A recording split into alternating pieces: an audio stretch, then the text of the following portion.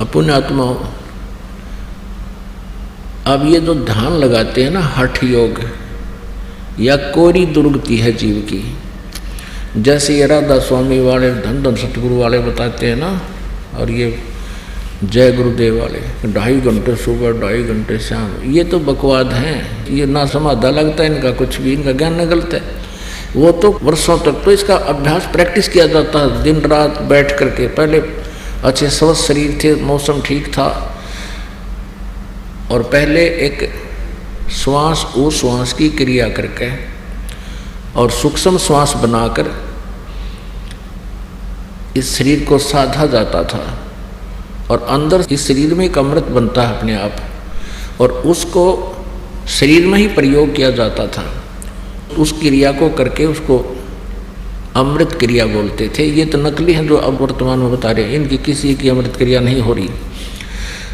तो उसके बाद क्या होता था, अमृत क्रिया चालू हो जाती थी तो निराहार रह सकता था वो व्यक्ति कई वर्षों तक।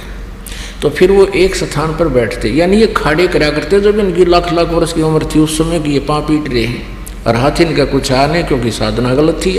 तो फिर वो बैठ जाते थे।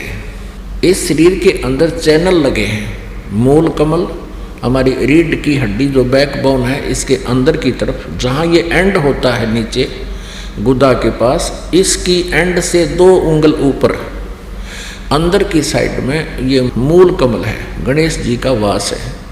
उससे 2 उंगल ऊपर यानी 1 इंच ऊपर ये ब्रह्मा जी का कमल है, जिसको स्वाद चक्र बोला है संत लैंग्वेज में।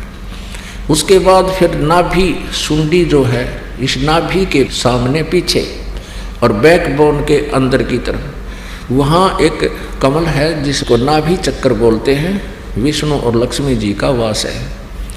और फिर हृदय कमल है, ये दोनों सतनों के बिल्कुल सेंटर में, और इस दिल में नहीं, यहाँ हृदय माने मध्य बोलते हैं। और बैकबोन के साथ में पीछे को एक हृदय कमल है, उसमें शिव और पार्वती का वासा है। और ऐसे ये कंठ कमल है, ये कंठ है, इसके बैक में, यहाँ नहीं, इसके बैक में जहाँ ये हड्डी बैकबोन थोड़ी सी मुड़ जाती है, इसके अंदर की तरफ वहाँ एक कमल है। उसका 16 पंखड़ी हैं उस कमल का। और इस प्रकार हमारे शरीर में ये कमल बने हैं। जिस भी किसी क्रिया से, मंत्र हैं इनके जो आपको दे रखे, इन्हीं के मंत्र हैं, ये पूजा नहीं है, ये इनकी साधना है, मजदूरी है। यहाँ से निकलने के लिए ऋणमुक्त होना है। फिर त्रिकुटी कमल है, इसके पीछे, यहाँ नहीं है वो, इसका बताया जाता है यहाँ पिछली साइड में है, जहाँ बैकबोन के साथ ऊपर नाड़ी जाती है। उसके बाद फिर एक ब्रह्मलोक को जाता है एक रास्ता, जिसको नाड़ी बोलते हैं, शरीर की नाड़ी है, वैसे वो रास्ता नजर आता है जो समाधिस्थ जीव हो जाता है। तो ये साधक क्या करते हैं, ये समाधिस्थ होने का प्रैक्टिस करते हैं, और ये बैठे रहते हैं कई कई वर्षों तक। तो पहले तो निराहार रहने का जो के योग्य शरीर को तैयार करने में कई वर्ष लग जाते हैं, 10-12 वर्ष, सब कुछ त्याग कर उसी क्रिया को करते रहें। फिर उसके बाद समाधिस्थ होने की प्रैक्टिस करने में बहुत समय लगता है। फिर समाधिस्थ होता कैसे है